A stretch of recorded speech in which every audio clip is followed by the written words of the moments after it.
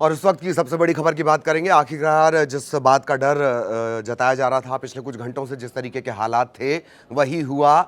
Iran और America के बीच जो सीज फायर है वो ख़त्म हो गया है।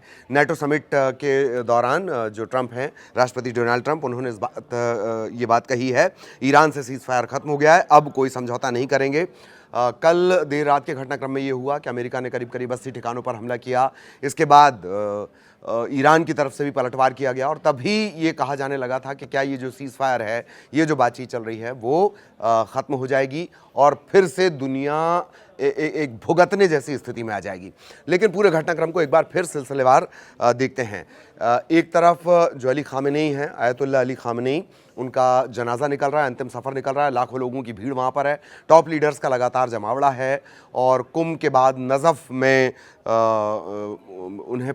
उनका जो ताबूत है वो पहुँचा हुआ है और लगातार ये सिलसिला चल रहा है, लाखों लोगों की जमावट है। बार बार ये कहा जा रहा था कि क्या इस बीच ट्रंप कोई हमला कर देंगे।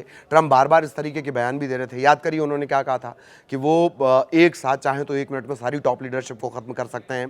फिर उन्होंने ये भी कहा था कि ये जो आंसू हैं, ये जो आंसू नज़र आ रहे हैं, ये झूठे हैं, दिखावटी ये आंसू हैं।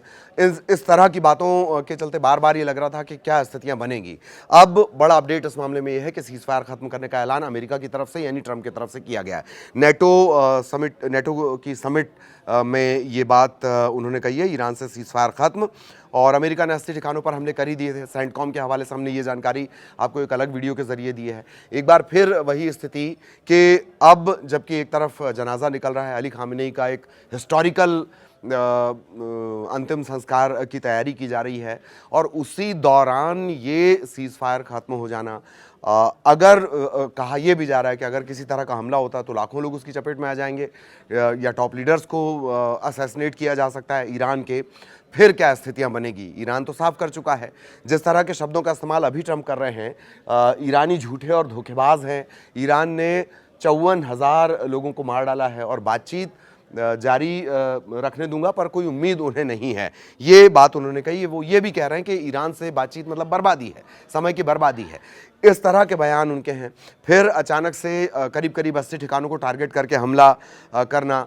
ये जहाज़ स्ट्रेट ऑफ होर्मुज जल डमरू मध्य में जहाज़ों पर हमले को लेकर ये पूरा विवाद शुरू हुआ था, मतलब आक्रामकता तब से शुरू हुई थी। उसके बाद अमेरिका ने पलटवार किया और फिर ईरान की तरफ से भी पलटवार किया गया। IRGC ने भी कहा, पेजेश्कियान कह रहे हैं कि हम अपने अधिकारों से किसी तरह का कोई समझौता नहीं करेंगे।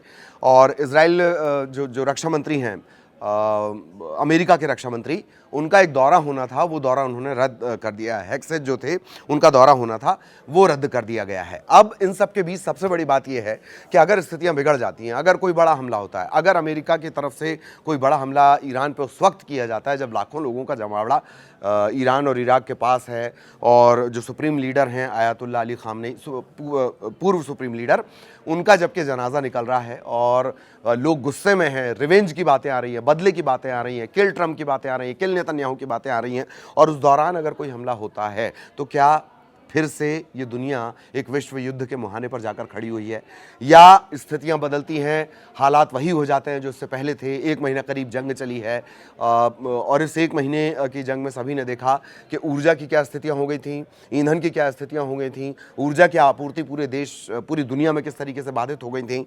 अब क्या स्थितियां वहीं जाती नज़र आ रही हैं और बताते हैं किस तरह की बातें आ रही हैं। हमने पिछली रात ईरान पर ज़ोरदार हमला किया, ख़तरनाक लोगों को निशाना बनाया, हर बार वे हमला करेंगे, हम जवाब देंगे। ये कहना, ये कौन कह रहा है? ये ट्रंप कह रहे हैं।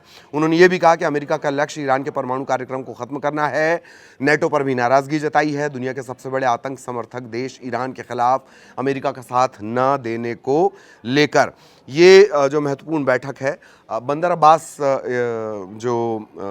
बंदर अब्बास में शाहिद हक्कानी पोर्ट है, वहाँ पर भी हमला किया गया था और इस बात ने ईरान को और ज़्यादा नाराज़ कर दिया। 3 प्रमुख जो जगहों पर हमला किया गया उसमें एक बंदर अब्बास भी है, जो व्यावसायिक तौर पर ईरान के लिए बेहद महत्वपूर्ण है। इससे ठीक पहले का एक और बड़ा अपडेट ये कि ईरान को जो तेल बेचने की अस्थायी छूट मिली हुई थी, वो छूट भी रद्द कर दी गई।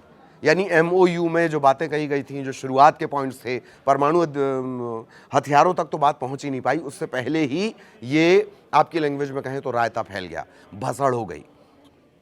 ट्रंप ने इस बात का ऐलान कर दिया नेटो समिट में कि अब ईरान के साथ जो सीज़ फायर ख़त्म। लेकिन इसके बाद जो बड़े सवाल खड़े हो रहे हैं, क्योंकि एक तरफ आयतुल्लाह अली खामनेई का अंतिम संस्कार चल रहा है, बड़ा जमावड़ा, उस सब के बीच अगर कोई हमला होता है तो क्या फिर विश्व युद्ध जैसे हालात बन जाएंगे, फिर वही हालात बन जाएंगे जो अभी पिछले 1 महीने पूरी दुनिया ने जिसे देखा है। देखा से ज़्यादा बेहतर शब्द होगा कि पूरी दुनिया ने भुगता है। तो नेटो समिट के दौरान ये साफ कर दिया गया कि अब जो सीज़ फायर है, बातचीत जारी रखने की बात ज़रूर सामने आई है, लेकिन समय की बर्बादी, वो झूठ बहुत बोलते हैं, 54,000 लोगों को ईरान ने मारा, इस तरीके के गंभीर आरोप, मैं अब कोई बातचीत नहीं करना चाहता, वो घटिया लोग हैं, ये सब बातें उन्होंने कही हैं। इधर ईरान के विदेश मंत्री ने ये भी कहा है कि अमेरिकी हमले के बाद समझौते के जो अहम और बुनियादी हिस्से थे, सबसे पहले कहा गया था सीज़ फायर होगा, सीज़ फायर के बाद 4 कमेटियां बनेंगी, 4 कमेटियां फिर आगे काम चलेगा, ईरान की जो संपत्तियां फ्रीज़ हैं उन्हें रिलीज़ किया जाएगा। ये 14 मेन पॉइंट थे। इनकी शुरुआत में ही ये स्थिति बन गई कि अब जो करीब 4 महीने बाद जो अंतिम संस्कार हो रहा था, उसी दौरान अमेरिका की तरफ से हमला कर दिया गया।